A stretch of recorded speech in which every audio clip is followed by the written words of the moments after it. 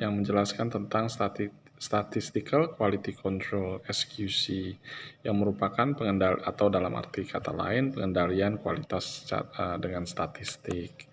Di sini kita lihat bahwa definisi dan pengertian dari SQC, saya singkat sebagai SQC, itu merupakan bagaimana kita menggunakan teknik ini untuk menyelesaikan masalah dengan menggunakan alat bantu data dengan metode statistik. Tugasnya apa? Untuk memonitor, mengawasi, mengendalikan, maupun menganalisa serta mengelola dan memperbaiki proses-proses yang ada di dalam perusahaan Anda nantinya, ya. Nah, filosofi yang dikenal itu kita membandingkan input dan ekspektasi outputnya selama proses itu bagaimana sih? Nah, apa yang kita deteksi, penyebab-penyebabnya apa aja sih atau random cause, dan penyebab yang potensialnya apa saja sih di dalam proses tersebut? Apakah ada penyebab khusus yang misalnya special cause, penyebab yang merupakan kesalahan-kesalahan yang menyebabkan proses itu menjadi berlebihan kesalahannya? Nah, konsep SQC ini dilihat dari antar sampelnya, misalnya rata-ratanya bagaimana, atau nilai tengahnya bagaimana. Di dalam sampelnya tuh bagaimana range-nya atau standar deviasi di dalam data sampel tersebut. Nah, bagaimana SQC menyelesaikan masalah? Apakah satu melebihi batas pengendalian nggak yang diawasi jika proses di dalam kondisi bisa terjadi di luar kendali? Terus, skenario yang kedua tidak melebihi batas pengendalian jika proses dalam kondisi yang sanggup Anda kendali di dalam perusahaan. Ada kesalahan-kesalahan statistik tipe 1 dan kesalahan tipe statistik 2, yaitu yang disebut alfa. Kesalahan tipe 1 itu alfa, di mana Anda menolak produk baik, tapi yang menjadi risiko produsen. Bagaimana dengan kesalahan tipe 2 atau beta? Anda menerima produk cacat dan itu menjadi risiko konsumen.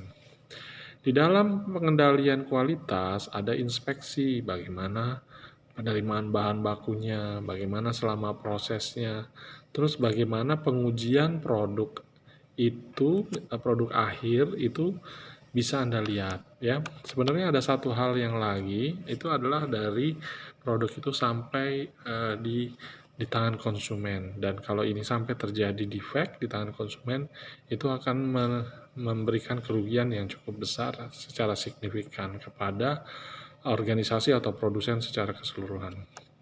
Nah, inspeksi atau pengendalian kualitas atau mutu itu bisa dilakukan dari berbagai macam alokasi pada saat bahan baku masih ada di tangan pemasok. Namun bisa juga dilakukan pada waktu bahan baku sampai di tangan perusahaan tersebut sudah diterima.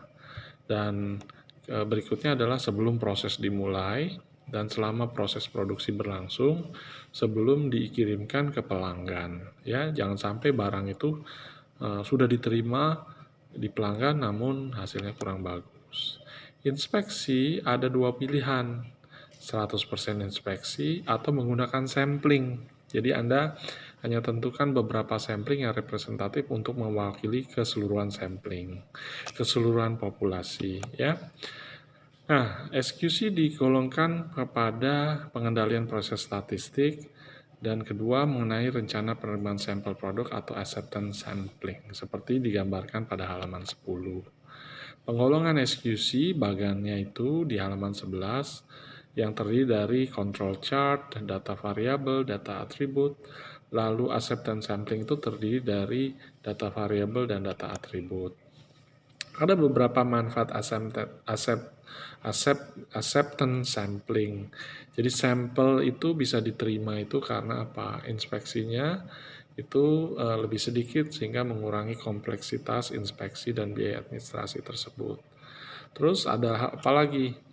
Ya, kerusakan produk itu berkurang. Terus ada sekelompok produk yang diselesaikan dalam waktu yang pendek itu bisa terjadi. Apalagi masalah kesalahan pengujian, ya, udah dites, ditolak, dan ada juga desainnya kurang pantas misalnya. ya. Nah, itu perlu manfaat acceptance sampling supaya barang tersebut sampai ke konsumen sesuai dengan kriteria dan requirement yang diperlukan. Tingkat mutu yang diterima merupakan salah satu hal yang menjadi ekspektasi dari setiap produsen atau konsumen juga, ya. Kalau barang itu Anda kirim kopi ke Eropa, mereka punya manfaat-manfaat tertentu yang diekspektasi dari harumnya. Kalau Anda mengekspor produk ternak ke pasar Jepang, mereka punya requirement yang berbeda dengan kadar lemak dibandingkan pasar Amerika Serikat. Nah, kita masuk kemudian ke halaman 14 mengenai diagram kendali. Apa saja sih yang dikendalikan? Di sini adalah center line-nya, di garis pusatnya. Upper control line yang tingkat level teratas, lower control line itu tingkat kendali yang di bawah. Dan grafik plot data itu yang kalian observasi perkembangannya, jangan sampai batas uppernya dilewati dan jangan sampai batas lower controlnya terlalu rendah, ya. Bagaimana membuat diagram kendali ini? Anda bisa menggunakan data variabel serta data atribut, ya. Next. Nah, membuat diagram kendali itu bisa Anda lihat bagannya pada halaman 16. Ya, apa saja data-data yang dilibatkan untuk diagram kendali. Penggunaan diagram X bar dan R itu bisa Anda lihat manfaatnya itu di halaman 17, ya, 18 sampai contoh-contohnya di halaman 19 dan seterusnya, ya. Demikian materi yang bisa saya sampaikan mengenai SQC